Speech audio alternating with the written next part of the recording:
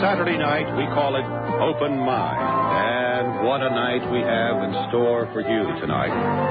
It certainly is almost deja vu for me and for those of you that have been along on these little seminars we take every Saturday night. This trip into a new time and space and place.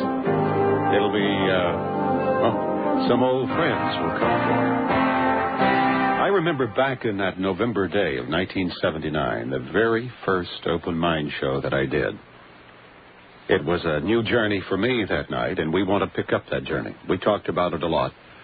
It was the fascinating experience of a gentleman by the name of Billy Meier, one-armed farmer that lived in Switzerland, that back in 1975-76, just for some reason or another, happened to have an ongoing series of contacts with beautiful ladies who came in spacecraft and talked to him.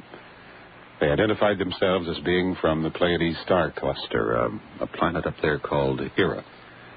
Well, the story was imaginative, but what was interesting about the story, and grew more and more interesting, was that it was supported by hundreds of photographs and also some movie footage, rock and mineral samples, alloy samples. Marcel Vogel, who was here on the show, Dr. Marcel Vogel, then with IBM, said he had never seen metal samples like that. He had never seen an alloy like that. He had never seen one that could be milled like that. He had a chance to sample those. So there were a lot of things about the Billy Meier story. They led us to believe that there was something very true about it. Tonight, we have with us one of the chief investigators on that case as it transpired, started some time ago, and I'm very delighted to have him with us tonight, speaking to us from Arizona, Mr. Lee Elders. Lee, welcome back to Open Mind. Hi, Bill. How are you? Well, I'm just doing fine, and I'm looking forward to what we have going tonight, because I think tonight, Lee, we'll have one of the first opportunities to, as our good friend Paul Harvey would say, get the rest of the story. Well, let's hope so. A lot of things have happened with the Billy Meier case. When it first started getting national attention, it was exciting to a lot of people. And then a lot of people decided that this really wasn't true, that the photographs were all rigged, the sounds were wrong. And what went wrong? What happened? Why was that? Well, that's a very complex question. Let me try to answer it this way. In 1978, when we first got involved, we had a lot of pioneering to do. And one of the first things we wanted to do with this case is keep it out of the politically charged atmosphere of ufology. And I think in doing this, I think we create a lot of enemies, and I think a lot of disinformation came down about the case. Well, a lot of enemies in that you didn't share a lot of information with them as the chief examiners over there, or the people getting into it. That seems to be a lot of the input I had. Well, that's absolutely correct, Bill. Although we did make overtures to one very large UFO organization. We asked them if they wanted to get involved with us. We asked their director. At that time, the answer was no. The reasons given, the long distance over there, we don't have the funds to do it. We don't have the manpower to do it. If you want to pay our expenses, take us with you, we'll be glad to go. At that point in time, we felt, well, let's pass on this one, let's go see what we can find out. This is what we did.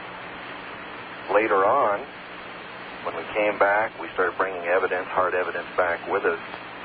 All of a sudden, they wanted to get involved. They wanted us to turn information over to them. Certain photographs, certain negatives, metal samples, things of this nature. Obviously, we refused. Now, Lee, I know you're stuck up there in the woods in northern Arizona. Wonder if you could talk a little closer into the telephone there or something. Let me try changing phones here. That might help. Okay. We're speaking to Lee Elders, who, along with Lieutenant Colonel retired Wendell Stevens, were the chief investigators of this very fascinating case of Billy Meier.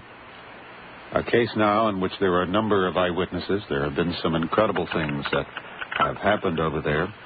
Bill, is this any better? That's 100% better. Okay. You get an A on that one. All right, so much for the headset. Okay. Now, where were we?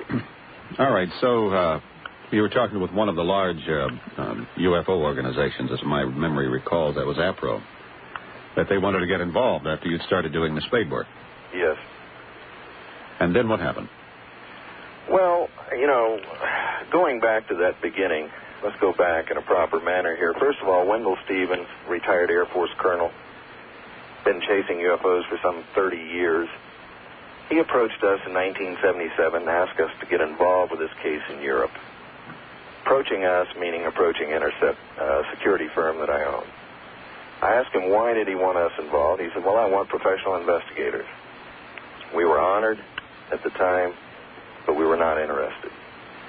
At that time, we were dealing with a lot of multinational clients. And our feeling was, the field was so stigma-ridden that we really didn't want to get involved. Wendell was persistent. He went over. He came back. I noticed a big change in him.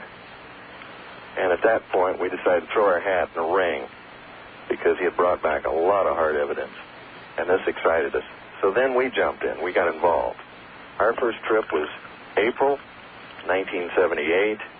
My wife Britt and I, Wendell went over, spent 5 days there.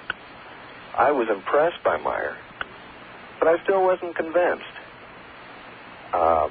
I felt that maybe the guy is hoaxing it, but how is he hoaxing it? So at that point in time began about a 2-year search, my own search, to try to determine if this guy was real or not. In the meantime, the UFO groups were really on our case real bad. They were claiming we didn't have any evidence. First, they were claiming we were withholding evidence. Then they started claiming we didn't have any evidence. Then later on, claims were made that we'd stolen some of the evidence, meaning from Marcel Vogel. Talking about metal specimens now. Mm-hmm. So it got deeper and deeper. Finally, got to the stage they were no longer interested in looking at any evidence. They became very interested in character assassination. And at that stage, we pulled our horns in, Bill. We said none of this. We sat on the evidence, and we took our lumps for several years. I have a question that just comes to mind here, Lee. Something I want you to mull over as we take just a little break here. Here is a man who claims to be having one of the most, should be one of the most fascinating experiences the whole world should be deeply interested in. He's talking to astronauts from a very distant place.